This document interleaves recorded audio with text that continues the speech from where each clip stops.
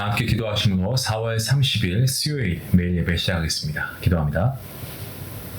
고마우신 하나님 감사합니다. 오늘도 변함없이 우리와 함께 하시고 오늘도 우리가 주님을 예배하며 나갈 때 우리 신년 가운데 예배를 통한 기쁨이 가득하게 허락하여 주시옵소서.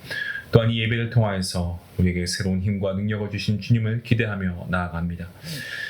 하나님, 이 시간 사랑하는 성도님들을 위해서 기도합니다. 때를 따라 도우시는 우리 하나님의 손길 경험하게 하시고 오늘도 말씀을 통하여서 우리 안에 귀한 성령의 열매가 주렁주렁 맺히는 역사가 있게 허락하여 주시옵소서. 아버지, 세상 가운데 고군분투하며 살아가는 성도님들 주님께서 위로하여 주시고, 하나님 무엇보다 또 우리가 가지고 있는 또 상처와 찢겨진 마음이 있다면 주님 만져주시고 치유하시고 회복하시는 하나님의 놀라운 능력이 아버지 우리의 삶 가운데 충만케 허락하여 주시옵소서. 우리의 연약한 죄성을 주님 앞에 고백하며 나아갑니다. 구원받았음에도 불구하고 여전히 남아있는 죄의 찌꺼기들, 죄의 쓴뿌리가 있음을 고백합니다. 악하고 뿌리 깊은 죄악들 성령 하나님의 능력으로 주님께서 완전히 제거하여 주시고 오늘 말씀을 통하여 정말 참된 그리스도의 모습으로 변화되게 허락하여 주시옵소서. 오늘도 우리가 예배 가운데 하나님 함께 하시고 영광 받으시길 간절히 바라옵고 모든 말씀 예수님의 이름으로 기도하옵나이다. 아멘. 찬송가 287장 함께 하시겠습니다.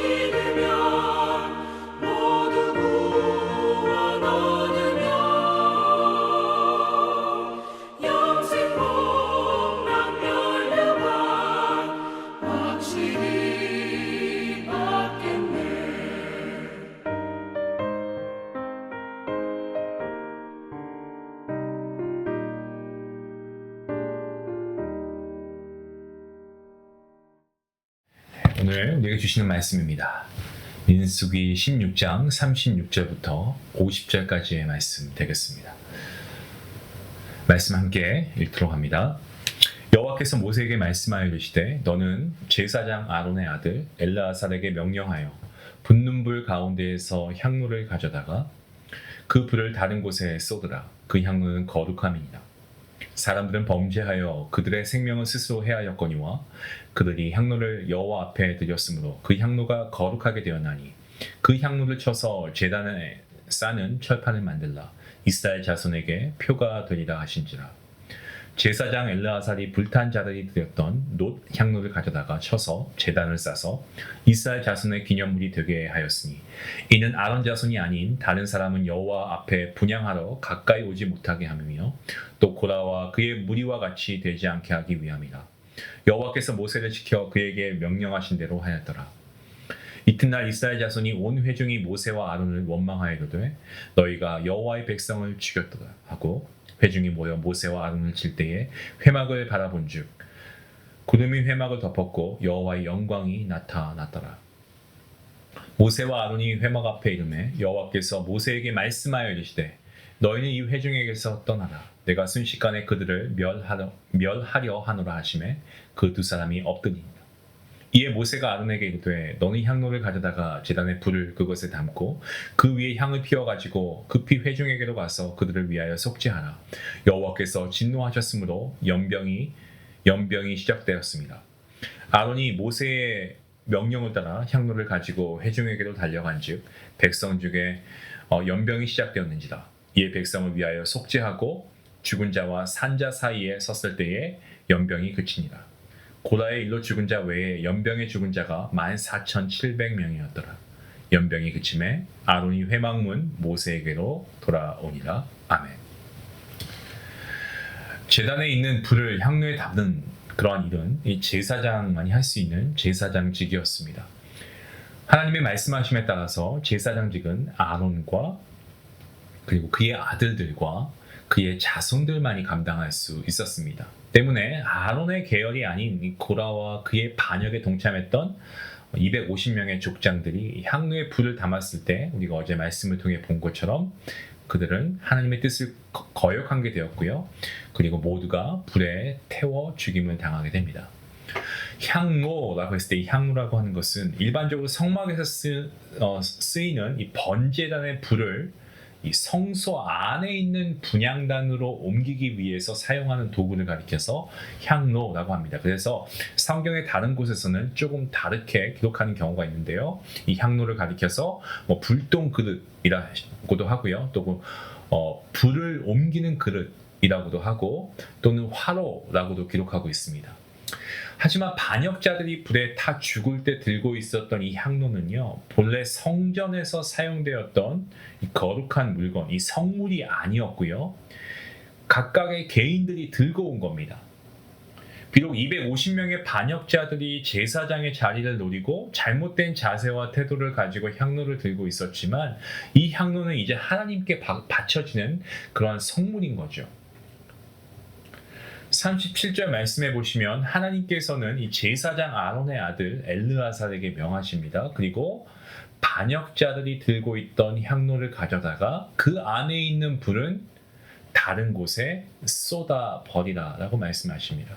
반역자들이 하나님께 바친 불을 버리심으로 하나님께서는 그들의 잘못된 제사 역시도 버림을 받았다라는 사실을 명확하게 보여주고자 하신 겁니다.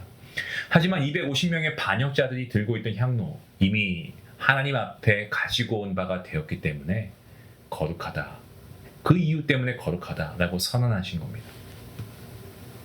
하나님께서는 엘르아살에게 명령하시고 이 놋으로 만들어진 250개의 향로를 두드려서 넓은 판으로 만들고 그것으로 제단 주변을 감싸야 한다라고 말씀하시죠.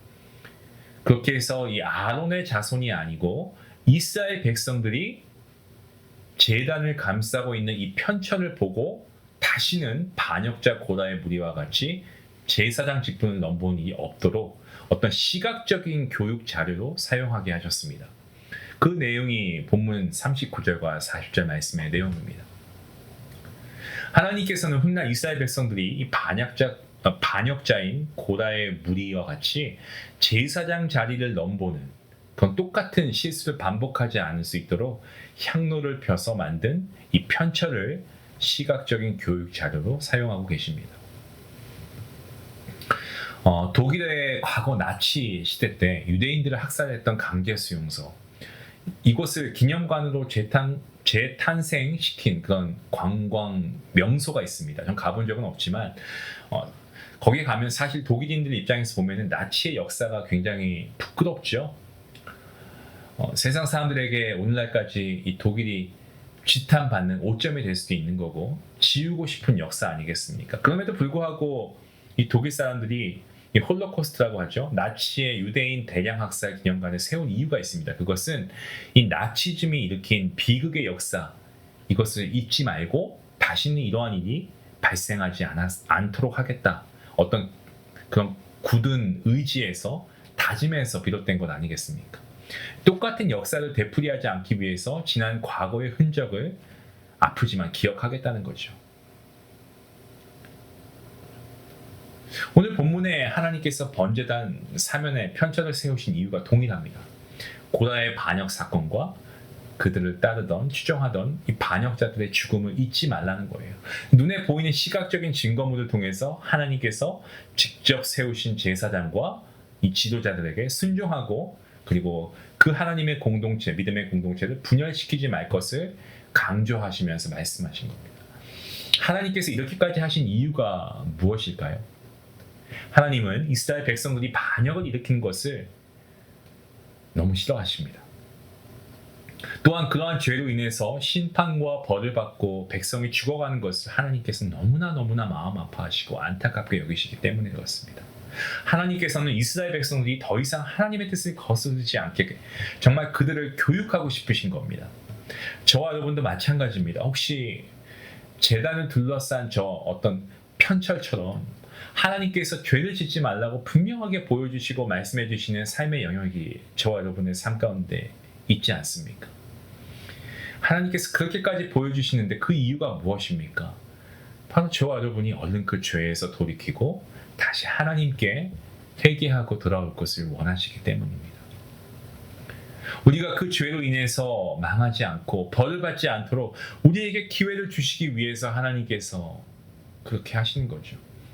이렇게 자비하시고 은혜로우신 하나님 아버지의 뜻을 깨닫고 죄가 죄인 것을 우리가 깨닫고 그리고 그 순간 우리는 지체 없이 주님께 다시 돌아갈 수 있어야 됩니다. 우리가 안타까운 사실은요, 하나님의 이러한 깊은 사랑과 은혜에도 불구하고 이스라엘 백성들이 어떻습니까? 또다시 모세와 아론을 원망하고 있습니다. 41절 말씀을 보십시오. 고라와 반역자들이 불에 타 죽은 바로 다음 날 이스라엘 백성들 모세와 아론을 향해서 뭐라고 합니까? 이들이 여호와의 백성을 죽였다라고 비난합니다. 분명 고라 무리가 하나님의 심판을 받아 죽은 사건임에도 불구하고 이스라엘 백성들 다시 모세와 아론을 원망하고 있습니다. 왜 이스라엘 백성들이 이렇게 비난을 모세와 아론에게 던지고 있습니까? 아마도 이들도 반역에 참여하진 않았지만 가나안 땅에 들어가지 못하게 된 사실 때문에 모세와 아론에 대한 좋지 않은 감정을 아마 가지고 있었을 것으로 보여집니다. 또한 여태까지 함께 광야에서 생활해온 동료들 죽게 되니까 그들에 대한 인격적인 슬픔도 아마 그런 슬픔 때문에 이들의 마음이 더 격동된 것은 아닐까 생각합니다. 분명히 땅이 반역자들을 삼키고 향로에서 불이 나와서 그 반역자들을 불태웠음에도 불구하고 그 사실을 인정하지 않고 그 직접적인 원인을 모세와 아론에게 돌리고 그리고 그 책임을 묻고 있는 이 이스라엘 백성들, 정말 마음이 완악하고 교만한 이스라엘 백성들이 모세와 아론을 향해서 정말 근거 없는 막무가내의 원망과 불평을 내어놓지 않습니까? 그에 대해서 하나님은 크게 진노하시고요. 그들을 멸하시겠다고 본문 44절과 45절에서 말씀하십니다. 얼마나 하나님이 얼마나 크게 진노하셨는지 이스라엘 백성들이 아예 단번에 지면에서 없어질 것이다 라고 말씀하시죠. 하나님의 심판이 임하니까 진중에 치명적인 전염병이 퍼져갔습니다. 강한 바람에 초원에 불이 막 눕는 것처럼 수많은 이스라엘 사람들이 막 쓰러지는 거예요. 전염병에 툭툭 쓰러져 죽어갑니다. 하나님의 진노에 의한 재앙의 연병이 시작된 겁니다. 여기서 우리가 생각해 보아야 할 것은 모세의 마음입니다. 정말 지금까지 끝도 없이 계속해서 나를 원망하던 이스라엘 백성들, 하루가 멀다 하고 자신과 형 아론을 욕하면서 왜 우리를 애굽에서 데리고 나왔냐, 차라리 죽게 만들지 소리 지르고 아우성칩니다. 심지어 정말 하나님의 그러한 뜻을 거역한, 그죠? 그들 반역자들의 죽음에 대해서도 오히려 자신들을 비난하고 있으니 이게 얼마나 기가 막힌 노릇입니까? 아마 모르긴 몰라도 인간적인 마음으로 보면 모세도 속으로 분이 나고 억울함에 화도 많이 났을 겁니다. 웬만한 사람 같으면 하나님께서 자기를 욕하고 원망하고 비난하는 백성들을 심판하실 때에 그거 봐라, 날 욕하더니 어디 한번 당해봐라, 이래봐야 정신 차리지 하면서 백성에게 임하는 심판의 현장을 그냥 지켜봤을지도 모릅니다. 하지만 모세 정말 대단한 리더입니다. 그 마음 안에, 그 마음속 이 품고 있는 도량이라고 해야 될까요? 이 도량이 넓은 사람이었어요. 자신을 원망하고 비난한 백성들까지도 끝까지 품고 용서할 줄 아는 그러한 사람이 모세였습니다. 관대함을 보여주고 있어요. 46절 말씀을 보시면 모세가 아론을 부릅니다. 자기 형을 부르고 전염병으로 인해 백성들이 죽어가는 것을 보니까 모세는 아론 형에서 급하게 이 향로에 불을 담고 백성들에게 가지고 가서 그들의 죄를 위해서 하나님께 대신 죄사함을 구할 것을 얘기합니다. 급히라고 하는 단어에 주목해야 됩니다. 46절 말씀에 나오는 이 급히, 비록 자신을 욕하고 비난했던 백성이지만 그래도 모세는 이 일에 지체하지 않고 급히 했습니다. 지금까지 이스라엘 백성들 가장 존경하고 사랑받는 지도자 모세, 다 이유가 여기 있어요. 그는 마음속에 아량이 정말 바다와 같이 넓은 사람입니다. 물론 하나님과 견질 수는 없죠. 하지만 우리 인간들이 똑같은 상황에 처했을 때 모세와 같은 마음을 갖기는 이건 정말 쉽지 않습니다. 저는 오늘 말씀을 통해서 저와 여러분도 이 모세와 같은 용서의 넓은 마음이 있으면 좋겠습니다. 아론도 보십시오. 47절 말씀을 보니까 모세가 명령한 대로 향로를 가지고 회중에게 달려갑니다. 아론 나이가 80이 넘은 노인이라는 것을 우리가 기억해야 됩니다. 하지만 그도 백성을 한 사람이라도 더 살리기 위해서 그가 아픈 몸을 이끌고 달리고 있는 것을 보시기 바랍니다. 이미 죽음의 연병은 시작되었습니다. 수천 명이 전염병으로 인해 픽픽 써져 죽어갑니다. 이 다급한 정말 절제절명의 위기 가운데 정말 아론은 백성들의 죄를 씻는 이 예식을 행하기 위해서 향을 피웁니다.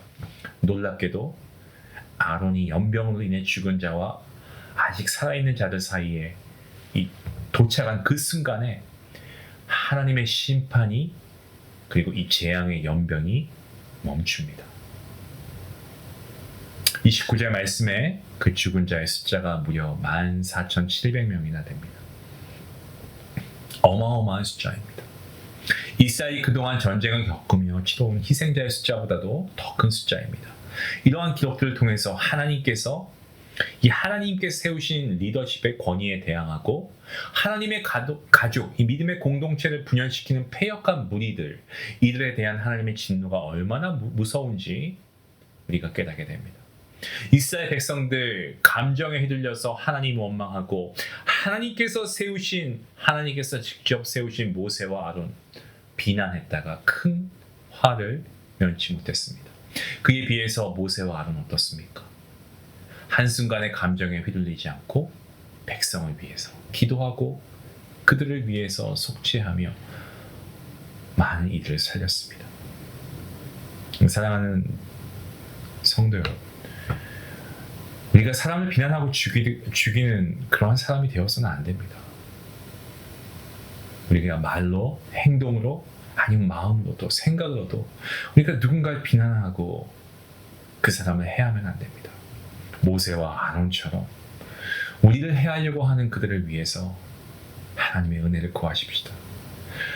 우리 예수 그리스도께서 죄인인 나를 구원해 주신, 아무 조건 없이 십자가에서 구원해 주신, 베푸신 그 사랑을 우리도 닮아가야 합니다.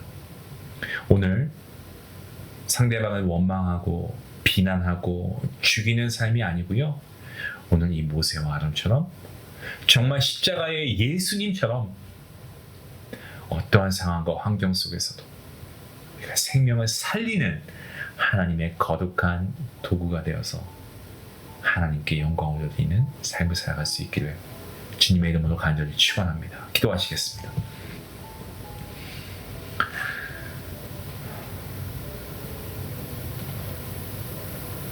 자비와 은혜가 풍성하신 하나님, 오늘도 말씀을 통해서 하나님의 세우신 질서를 무너뜨리고 하나님의 공동체를 분열시키는 일이 얼마나 무서운 죄인가를 깨닫게 하시니 감사합니다.